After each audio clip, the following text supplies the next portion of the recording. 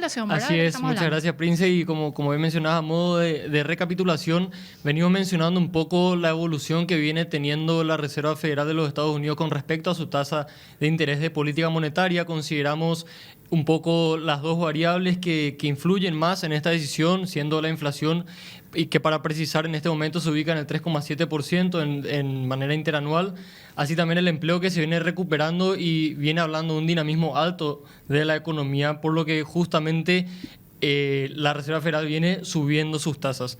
Estamos viendo también, y fuimos comentando, ya bien lo mencionaba Manuel, cómo esta variación de las tasas de interés de la Reserva Federal de los Estados Unidos viene siendo muy poca. En los últimos 6 meses se ha mantenido prácticamente estable, podríamos decir, hay un crecimiento prácticamente del 4,5, una variación entre lo que fue la tasa hace 6 meses y lo que viene siendo ahora.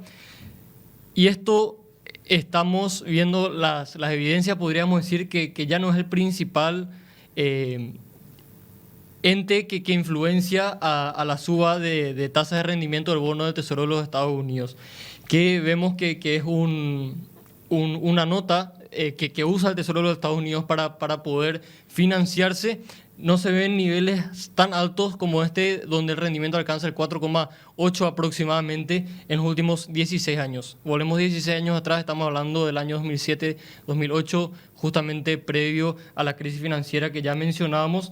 Y cuando se dan estas cosas, cuando se da la suba de la tasa de rendimiento del bono de 10 años de los Estados Unidos, que podemos decir prácticamente que tiene riesgo cero, cuando la curva de rendimiento va para arriba y se cruza con el crecimiento de las acciones, esto es un indicador desde ya de una posible recesión económica para el país, que todavía, si bien es un indicador, no indica la magnitud de la recesión ni el tiempo en donde va a ocurrir, pero ya marca una tendencia. Así es, y por eso podemos ver también el miedo de repente que mencionaba Manuel de los accionistas, de los agentes en las acciones que toman parte en el mercado de renta variable, y cómo estos se están mudando más, prefiriendo la seguridad de sus depósitos a un mercado de renta fija. Ahora queremos hablar un poquito sobre cómo esto también afecta a las principales monedas. Entonces pedimos a los compañeros que podamos pasar a la próxima lámina.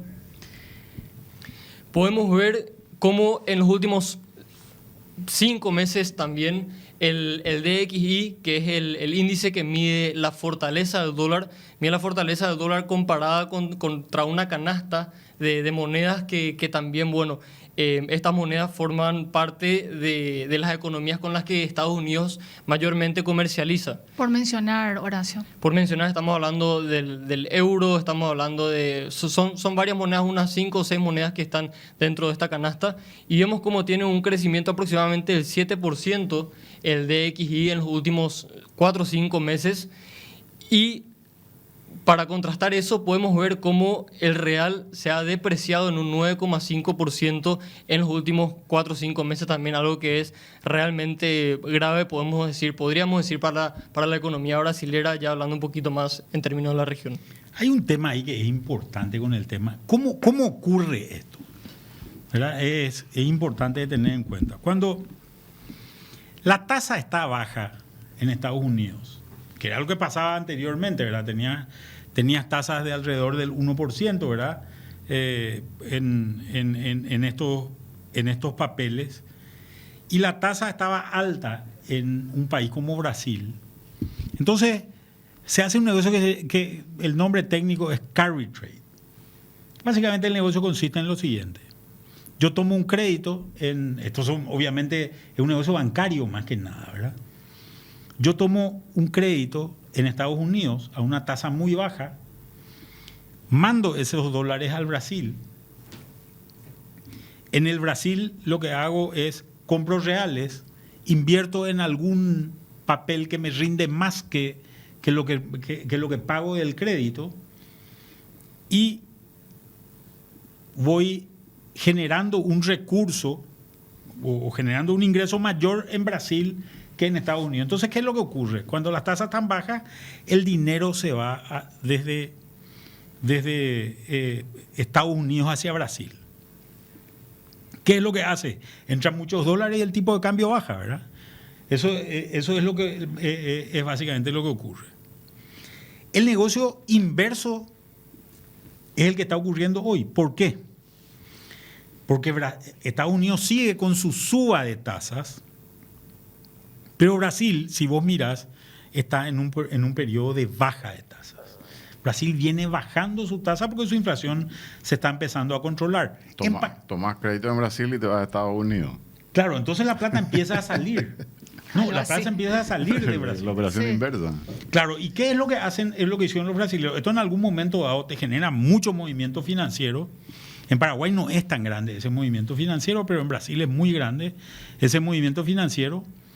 Entonces le ponen un impuesto a sacar la plata, para que no salga tanta plata de golpe. Pero sin embargo, vos tenés una devaluación, no recuerdo cuánto era el monto de la devaluación, pero hoy está con un real alto, del orden de... ¿Cuánto era? La devaluación estamos hablando del 9,5% aproximadamente. Y hoy el real está en alrededor de... 5,17, 5,20. En alrededor de 5,20 cuando estaba en 4... 4,7. 4,7 hace 2 o 3 meses, ¿verdad? Así es. Entonces, esta situación es la situación que hizo que genera este impacto, ¿verdad? En Paraguay está empezando a pasar algo parecido. Si nos fijamos, si podemos volver a poner que se proyecte en pantalla el gráfico último, vamos a ver que cuando miramos el guaraní está bastante planchado, ¿verdad? Nosotros estamos en un tipo de cambio del orden más o menos de 7.300 guaraníes. Que sería la línea azul oscura. La línea azul oscura. Y venimos con ese 7.000, oscila entre 7.200 y 7.300, venimos hace más o menos, 6 meses en eso. Y en ese periodo de tiempo, el principal jugador del mercado cambiario que hay en Paraguay, que es el Banco Central de Paraguay, no intervino en el mercado. O sea, este es un número de equilibrio, ¿verdad? Es un precio de equilibrio que se está teniendo, ¿verdad? ¿Qué es lo que va a pasar? Ahora estamos arrancando las compras de fin de año, va a haber demanda de dólares. Las empresas están arrancando la compra de fin de año para poder vender en el mes de diciembre, ¿verdad? Este es un año que, si bien va a tener un crecimiento del Producto Interno Bruto elevado, no es el mejor de los años para muchas empresas, porque el crecimiento está muy concentrado en ciertas áreas. En el área agrícola, en el área eléctrica, se va a concentrar el crecimiento. Sin embargo, hay sectores como el sector comercial o el sector de servicios que habían sido impactados por la crisis que siguen sufriendo, ¿verdad? Por tanto, posiblemente va a ser el fin de año, de un año bueno en los números, pero no tan bueno en la práctica, ¿verdad? Para mucha gente, ¿verdad? Que creo que es la situación con la que nos encontramos. Por tanto, seguramente no tengamos tanta demanda porque no estamos tan afectados por esta situación financiera a nivel mundial. Pero creo yo que, de todos modos, una de las cosas que sí ocurrió, y en algún momento dado lo vemos, y si nos fijamos los primeros meses del año, hay un incremento del tipo de cambio, muy vinculado también a las remesas y a los dividendos que envían las empresas multinacionales que operan en Paraguay. Fíjense que nosotros en Paraguay tenemos la obligación de hacer una asamblea en una sociedad cualquiera, allá por el mes de abril, y ahí se autorizan se paga el saldo de impuestos a la renta si es que sobra, y se autorizan se autoriza la distribución de dividendos. Hoy se paga el impuesto a la distribución de utilidades y después esa plata se gira.